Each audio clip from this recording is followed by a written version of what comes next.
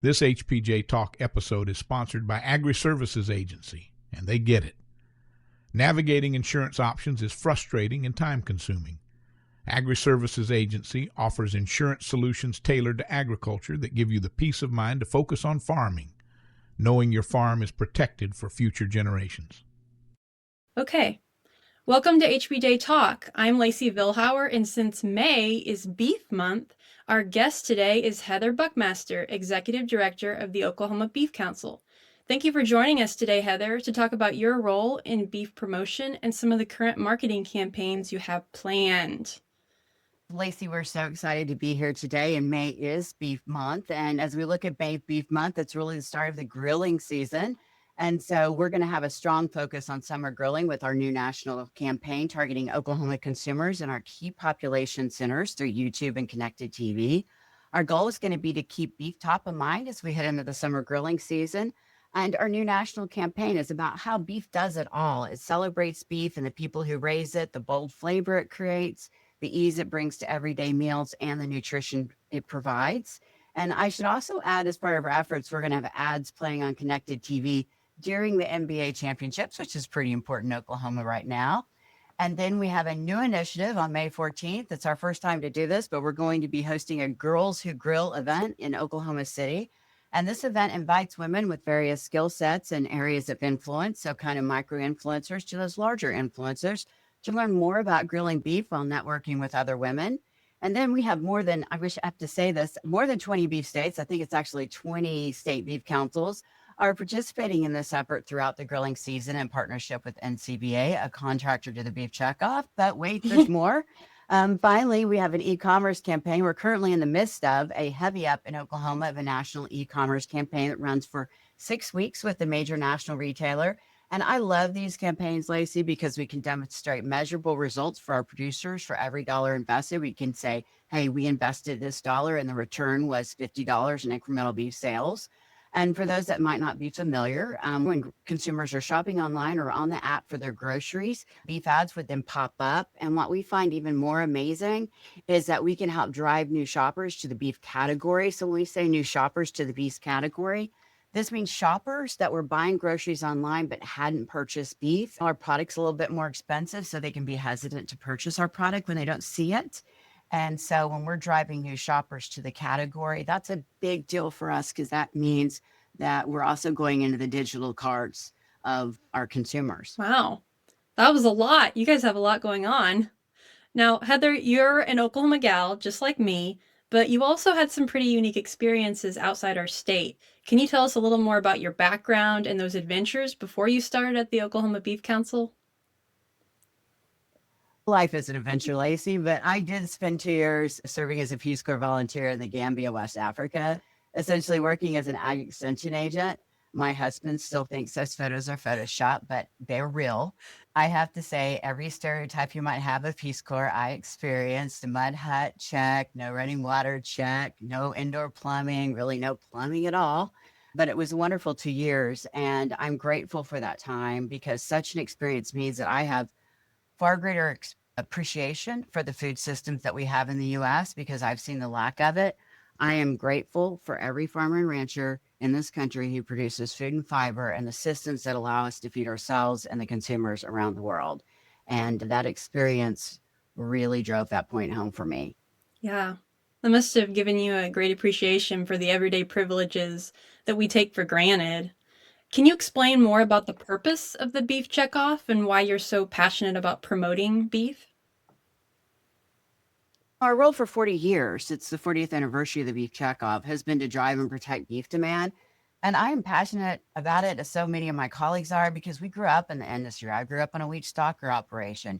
We pay the checkoff, or our families do. But I'm passionate about the work of the Beef Checkoff because I've witnessed how working together as an industry to drive success for our industry has played a part in the increased beef demand we're experiencing today.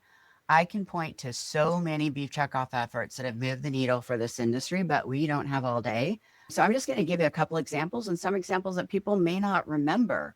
The Beef Checkoff funded the original research project that laid the foundation for marbling and tenderness EPDs. And when I started working for the Beef Checkoff many years ago, 1 in 4 steaks was tough. And today we're producing 85% prime and choice. U.S. beef producers have done amazing work to produce the outstanding beef that we have in the U.S. And I'm so proud of our product. But in another example, our beef checkoff dollars have helped drive export demand for U.S. beef, which adds about $400 to the price of fed steer. So I believe that those of us that serve the beef checkoff, whether as a producer, volunteer, or as a staff, I think we're passionate about the beef checkoff because we get to see the work it does every day and see its impact. Wow. That's making me hungry just hearing you talk about it. Now, we all remember those iconic beef, it's what's for dinner commercials from the 90s, but how have things changed as far as advertising methods and how consumers are reached nowadays? Oh my goodness. The easiest way to explain it is that we went from a shotgun approach to a laser approach. The beef checkoff reaches consumers today so much differently than we did in the 1990s, both on how we communicate and how we precisely measure impact. In the 1990s, our efforts relied heavily on broad traditional media, television, radio, print. Those channels really built awareness, but they were largely one-way communications. We reached a mass audience, but we didn't target specific consumers or tailor messages in real time. But today, the checkoff operates in very much a data-driven, consumer-centric environment. It's really important for producers to understand that times have changed. In 2011, 90% of households had pay TV. In 2025, fewer than 36% of consumers pay for cable or satellite, and at least 83% of them are streaming. So that could be Amazon Prime, Netflix, YouTube. So, and today's Gen Z, I think about this audience, they're used to on-demand television. I can tell you, they do not know what it was like to have to be home by 8 o'clock on Friday night to watch Dallas. And I think there's many of us that remember what it was like. And if you missed it, you just missed it. There was no other options. So today, I think we do a great job of meeting people where they are. And that's on streaming platforms. It's social media, it's audio, it's e-commerce sites. And so instead of one national message, we deliver highly targeted content based upon life stage, the interests, the behaviors. And that's whether it's a young family that's looking for that quick meal or a fitness-minded consumer focused on protein. Bottom line, we have to be extremely efficient with the precious dollars and the reduced buying power we have. And the good news is we can target consumers very specifically with the right message at the right time. Okay. Can you tell us more about how the checkoff dollar is going to work for producers today? I understand you have several products or projects underway that you can tell us more about. Yeah, we just finished up our second year of working with Oklahoma High School Sports, and I'm going to share this with you. It has been an incredible opportunity to reach coaches, families, and young athletes with the important role the protein and nutrients in beef can play in the diet and performance of high school athletes. And we have driven this point home through website advertising and advertising at the state high school basketball, football, and softball state championships. And then we reach 12,000 coaches, teachers, and parents 10 times a year with our message in a newsletter. And the message that we're taking to them is we have the Sports Nutrition Game Plan, which is a program that was developed by the Texas Beef Council by a sports dietitian. And it's really a holistic sports nutrition program. And so we're providing a service with this program because there's nothing like it. And so I think our board has been very proud of this effort. Yeah. Where did some of the ideas for the campaigns you're currently running come from? Some of them are pretty unique. The one that just launched is the 100th anniversary of Route 66, and we call it the Beef Trail, the Route 66 Beef Trail. The Route 66 is the mother road. And so the Route 66 Beef Trail is a little like a road trip with a purpose. It follows the mother road from Illinois to California. And please forgive me, Illinois, if I add an S to that. I don't know if I'm supposed to add an S or not, but it follows the mother road from Illinois to California. It stops in small towns and big cities alike to enjoy a good meat meal along the way. We also have educational stops, such as the Cowboy Hall of Fame and Western Heritage Center right here in Oklahoma City. So travelers just sign up for a simple mobile pass. They check in at local diners, steakhouses, cultural stops, and then pick up points and fun prizes as they go. And this has just been a joint and team effort with our state beef councils working with NCBA. So in a year that celebrates Route 66 100th anniversary, the Beef Trail really invites folks to slow down, take the scenic route, and savor a taste of beef. And we couldn't do this without a huge team effort by our state beef councils and NCBA. So we're very excited about it. And so if you would like to sign up and participate in the beef trail, we encourage you to visit our website at oklabeef.org. This sounds exciting, like really fun summer activity to do with your family. Now, this is also, I, go ahead. I, I think it's going to be a great opportunity for anyone. We already know there's going to be a lot more people traveling down the route this summer. And so if we can really highlight beef, I mean, it goes through a heart of beef country from Illinois to California. So we wanted to just share that story as people are driving down the route. Yeah, and this is also the America 250 celebration year. So how do you think that beef ties into that history and the progress of our nation? And would you say it's part of Americana? If you look back for 250 years, the beef industry hasn't just fed America. We can say it's fueled America. And if you look at it from our frontier beginnings, I looked at our frontier beginnings and it was probably more like salted beef that they were eating or smoked beef. And it's probably not the smoked beef that we have today. But if you look at our frontier beginnings to modern innovation, we're really woven into the fabric of this country. And so as we celebrate our 250th, we're going to encourage consumers that the only protein that should be a cornerstone of these celebrations is beef. And I think our founding fathers would love to have had the same quality beef that we have today. Yeah, I agree. Now, beef, you and I know that beef is an awesome protein to consume. How has the Beef Council been working to engage with health professionals to promote beef as part of a healthy diet? And are there any mistruths surrounding its nutrition that you're working to correct? It's important to know nutrition science is ever evolving. And at any one point in time, there's 25 to 30 nutrition research projects ongoing through the Beef Checkoff support. And it's been important, and this has been very disciplined, that we lay a research foundation for the role of beef in a healthy diet. And that's very complex, but it has been our beef producer leaders that have led this approach from the very beginning. Then we take this information to the scientific community and share it with consumers through outreach in a multitude of ways.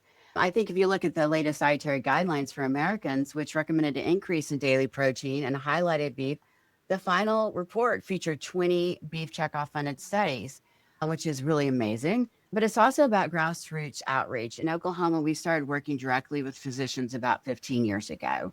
And it was a study called the Bold Steady Beef and Optimal Lean Diet that really gave us the confidence, because this study showed that you could eat lean beef every day as part of a cholesterol lowering diet, and it was still just as effective as the gold standard diet, a DASH diet.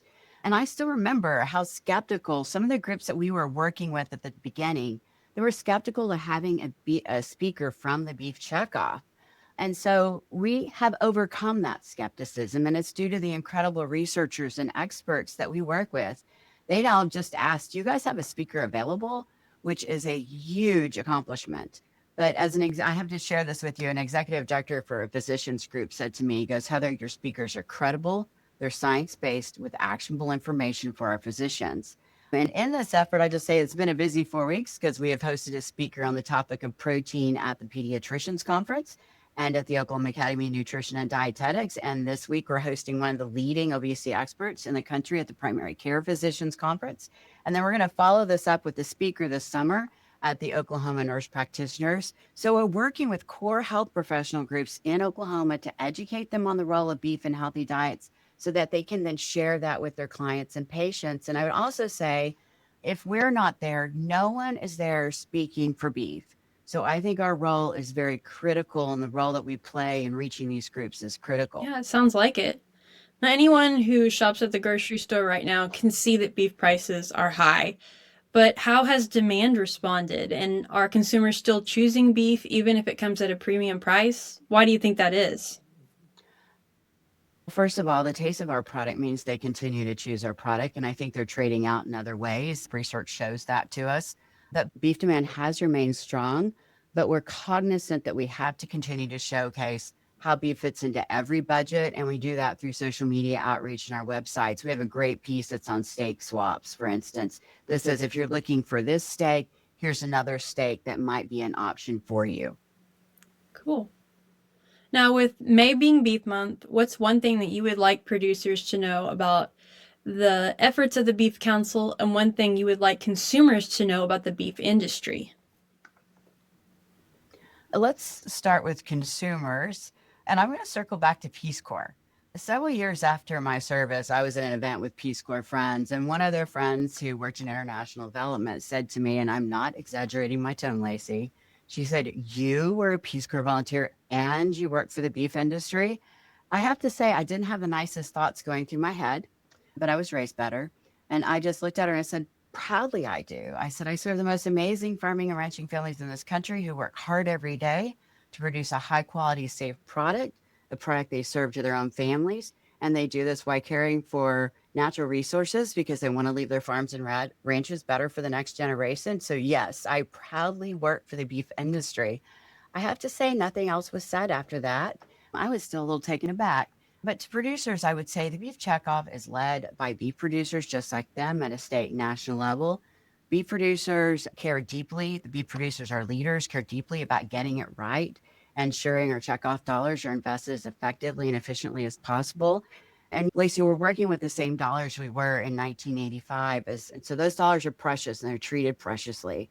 I would encourage any producers that have questions, call your local beef council. Ask the questions. Visit drivingdemandforbeef.com to learn more about the programs. It's all there, from audits to annual reports. And from our producer leaders to our staffs, we're very proud and honored to serve America's beef farmers and ranchers through the Beef Checkoff. And that's what I would say. And happy Beef Month. Yeah, that was so inspiring, Heather. And happy Beef Month to you. Thank you so much, Lacey.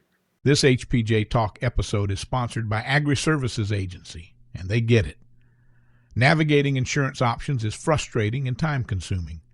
Agri-Services Agency offers insurance solutions tailored to agriculture that give you the peace of mind to focus on farming, knowing your farm is protected for future generations.